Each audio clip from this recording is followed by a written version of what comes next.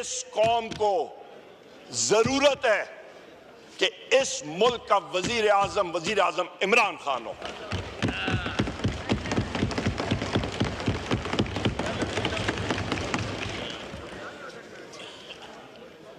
ये वजह मैं क्यों कह रहा हूं जनाब स्पीकर, हमें स्ट्रांग लीडरशिप चाहिए, क्योंकि यहां पे मैं पब्लिकली कह चुका हूं, अपने हल्के में था कल, वहां पे स्पीचेस भी कह चुका हूं, आपकी रिजीम कह चुकी है, आपकी मिलिट्री कह रही है कि हिंदुस्तान का अटैक इमिनेंट है, किसी भी वक्त किसी टाइम पे आ सकता है। उसका मुकाबला एक स्ट्रांग लीडर ही कर सकता है, वीक लीडर कभी नहीं कर सकता। और हिंदुस्तान क्या करेगा, ये एस्केलेशन, और उस पर भी आपकी स्पीच में अपने आप को मैं आपको बताऊंगा। हिंदुस्तान ये attack, imminent attack air launch stand off weapons के जरिए करेगा, अपना ब्राह्मोस सुपरसोनिक क्रूज मिसाइल के जरिए करेगा। पिछले साल जो एक ब्राह्मोस सुपरसोनिक क्रूज मिसाइल आके पाकिस्तान में क्रैश हुआ था, जनाब स्पीकर, ये कोई शब बारात की सुरसुरी नहीं होती कि आदमी पॉइंट करे और वो उड़ जाए। उसके मुख्तलिफ चेक्स एंड बैलेंसेस होते हैं। उस सुपरसोनिक क्रूज मिसाइल की रेंज तकरीबन आपकी 450 किलोमीटर से ज्यादा होती है, तो उसने जाके एक मखसूस जगह पे ही लैंड करना था। वो टेस्ट था पाकिस्तान के एयर डिफेंसेस का। हमारा क्या रिस्पॉन्स था उस पे? हमारा रिस्पॉन्स क्या होगा? हमारा रिस्पॉन्स एक ऐसा तकड़ा रिस्पॉन्स होना चाहिए कि हिंदुस्तान का मुंह तोड़ के हम लोग रखें, तब बात बनेगी जनाब स्पीकर।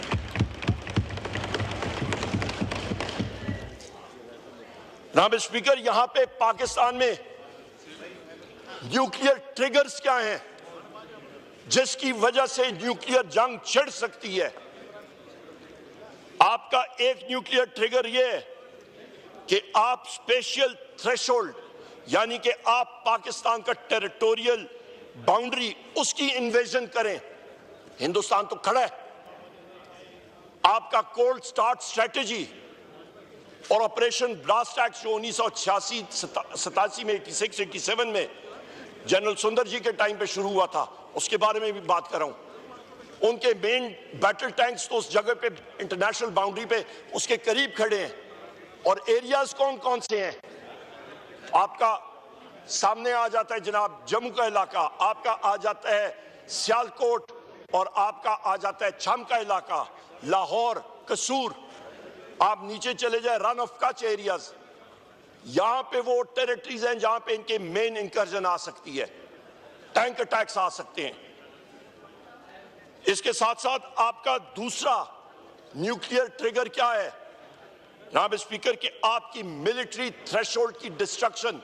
खुदा न खास्ता कि पाकिस्तान की अफवाज को इतना डिग्रेड कर दें कि वो रन ओवर हो जाए। आपके पास तीसरा ट्रिगर क्या है न्यूक्लियर ट्रिगर का, न्यूक्लियर थ्रेशोल्ड का?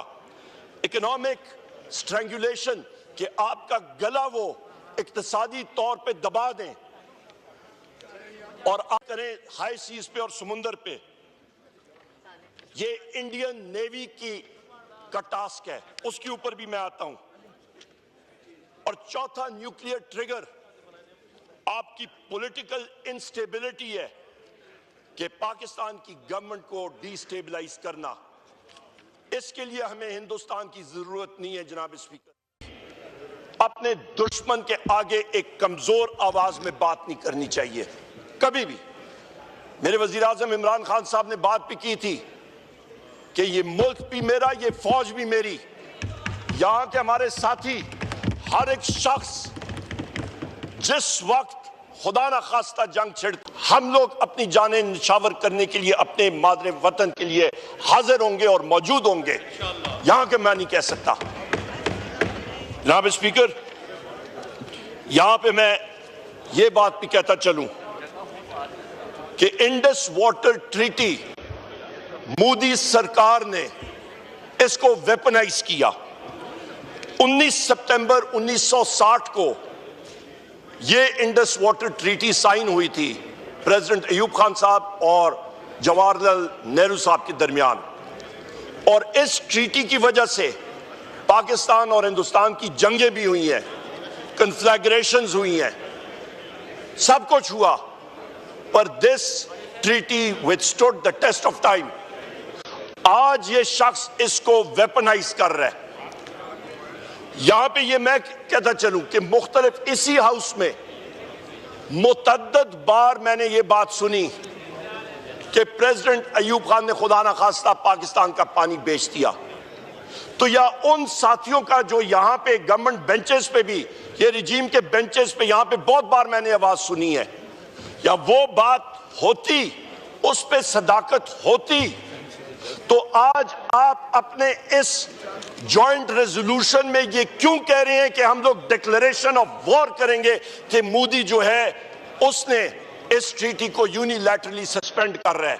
लिहाजा 19 सितंबर 1961 1961 की इंडस वाटर ट्रीटी दुरुस्त थी, पाकिस्तान के फायदे में थी, और आज पाकिस्तान भैया आवाज होके मोदी को कह रहा है कि या तुमने इंडस वाटर ट्रीटी को वायलेट किया, ये एक डिक्लेरेशन ऑफ वॉर होगी।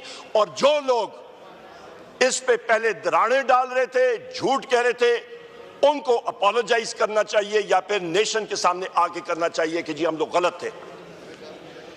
यहां पे मैं ये भी कहता चलूं जनाब स्पीकर कि 10 मई 1940 को जिस वक्त सेकेंड वर्ल्ड वॉर 1939 में छिड़ गई थी, और ये मिसाल क्यों जरूरी है, ये लीडरशिप के हवाले से मैं बात कर रहा हूं। 10 मई 1940 को जिस तरह मोदी है, मैं फिर कह रहा हूं, और जो मेरे कायद ने भी बार इसको इक्वेट किया है मोदी को हिटलर के साथ, ये उसी तसलसल की बात मैं कर रहा हूं। 10 मई 1940 को हिटलर ने यूरोप के लोलैंड कंट्रीज को, लो कंट्रीज को इन्वेड किया। उस वक्त चेम्बरलिन था प्राइम मिनिस्टर बरतानिया का, और उसने उससे पहले हिटलर को अपीज करने के लिए जब वो पोलैंड गया, बरतानिया चुप। जिस वक्त वो नॉर्वे में उसने इन्वेजन की और बरतानवी फौजी वहां पे गए और फिर उनको सरेंडर करना पड़ा, बरतानिया चुप। जब लो कंट्रीज की इन्वेजन हुई बरतानिया में और वेस्टर्न वर्ल्ड की आंखें खुली कि एक शख्स जिसने खून की होली खेलनी थी, जिसका नाम हिटलर था, उसका अभी रास्ता रोकना जरूरी है।